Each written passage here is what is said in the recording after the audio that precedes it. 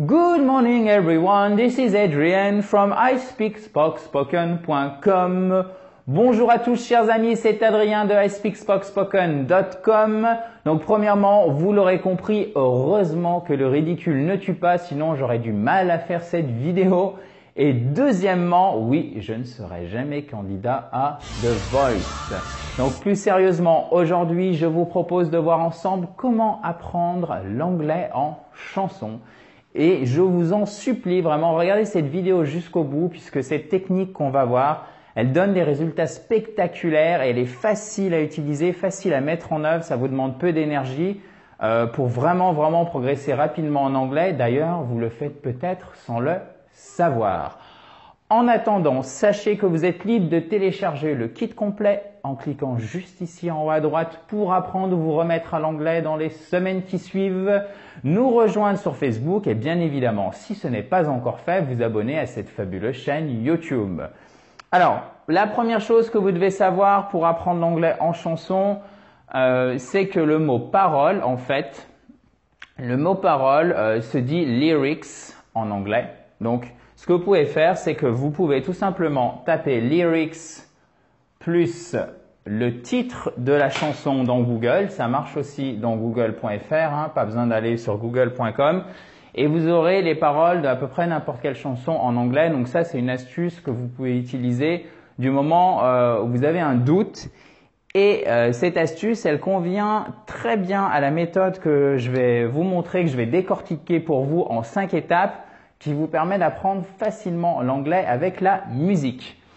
Donc la première étape que je vous conseille, donc ça c'est facile, vous prenez un style qui vous plaît. Pourquoi vous allez prendre un style qui vous plaît? Ici, ce qui est important de retenir, c'est que dans l'apprentissage, si vous voulez progresser et si vous voulez progresser rapidement et sur le long terme, vous devez prendre du plaisir, d'accord?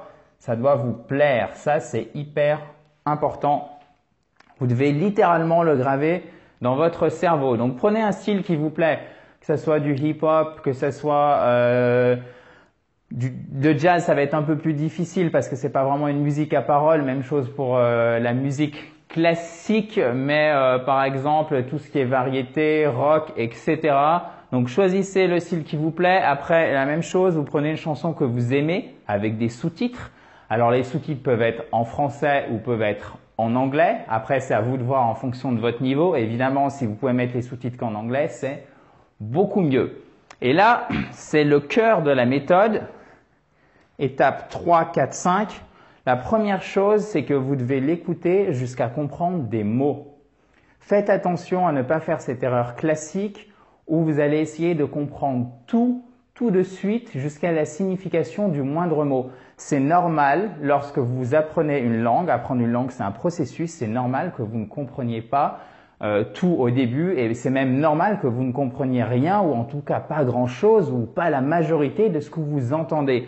C'est pour ça qu'il faut choisir des chansons simples. D'accord? Par exemple, les chansons des Beatles, c'est très bien. Je vous ai d'ailleurs préparé un article qui parle des 10 chansons que vous pouvez écouter, réécouter en boucle pour apprendre l'anglais avec les Beatles. Je vous mets le lien dans la description. Donc dans la description, qu'est-ce que ça veut dire? C'est juste sous la vidéo. J'ai tout décortiqué pour vous et j'ai même traduit les refrains. Donc profitez-en puisque je l'espère, en tout cas, tout le monde aime les Beatles. Donc prenez une chanson simple qui vous plaît évidemment et encore une fois, vous n'allez pas tout comprendre au début. C'est pour ça qu'il faut commencer à essayer de comprendre des mots.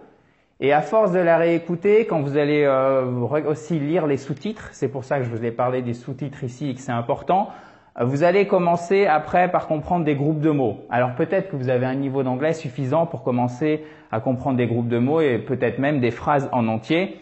Mais en tout cas, généralement, ça se passe comme ça. Des mots, puis des groupes de mots, puis des phrases entières. Donc c'est vraiment important qu'il y ait cette progression, vous voyez, ce processus d'apprentissage. Et ça se fait facilement parce qu'encore une fois, vous prenez du plaisir. Donc une fois que vous comprenez ces mots, ces groupes de mots, ces phrases, ce que je vous propose en fait, c'est tout simplement de les écrire pour mieux vous en souvenir. Et là, il y a un petit truc aussi, une petite astuce extrêmement importante à savoir, c'est que en fait, il faut le faire régulièrement. Si par exemple vous faites ça 10 minutes le matin et 10 minutes le soir avant de se coucher, moi je fais quand je veux apprendre quelque chose de nouveau, par exemple en anglais ou dans une autre langue comme le russe, ce que je fais, c'est que je le fais souvent et même toujours avant de me coucher, puisque tout le monde mémorise mieux, en tout cas la plupart des gens mémorisent bien mieux ce qu'ils ont appris juste avant de se coucher plutôt que ce que vous avez appris juste après vous être réveillé.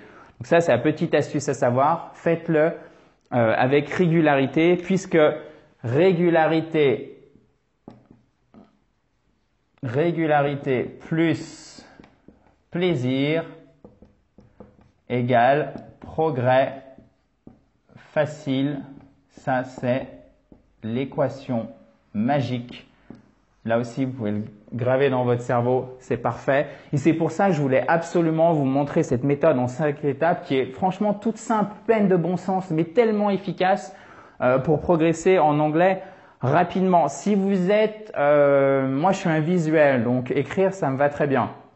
Si vous apprenez un peu plus avec l'oreille, donc je sais que c'est le cas de pas mal d'entre vous qui regardez cette chaîne YouTube, et d'ailleurs je vous en remercie. Sachez que vous pouvez utiliser les temps morts. Les temps morts, ça va être par exemple les transports en commun, la voiture, etc. Ou même le temps de midi quand vous êtes au boulot. Si vous avez la possibilité d'écouter de l'anglais, ça marche aussi très très bien puisque ça vous permet, un, de vous relaxer et deux, ça vous change un peu et en plus, ça vous permet surtout d'installer une routine. Et la routine, qu'est-ce que c'est? C'est une régularité, c'est sympa, vous avez du plaisir et donc vous faites facilement des progrès. Qui dit mieux? Voilà, chers amis, je vous remercie d'avoir suivi cette vidéo. Vous le savez, vous êtes libre de télécharger le kit complet pour apprendre ou vous remettre à l'anglais dans les semaines qui suivent. C'est juste en haut en cliquant sur le i. Vous abonner à cette fabuleuse chaîne YouTube si ce n'est pas encore fait. Vous pouvez cliquer sur le i ou juste en bas sur le bouton rouge. Et bien évidemment, nous rejoindre sur Facebook. Si vous avez la moindre question, vous le savez, mettez-la juste en bas, questions, remarques, etc. Dans la section commentaires et je vous réponds dans la journée. Encore une fois, thank you very much. Take care. Enjoy the rest of your day, guys. Bye bye.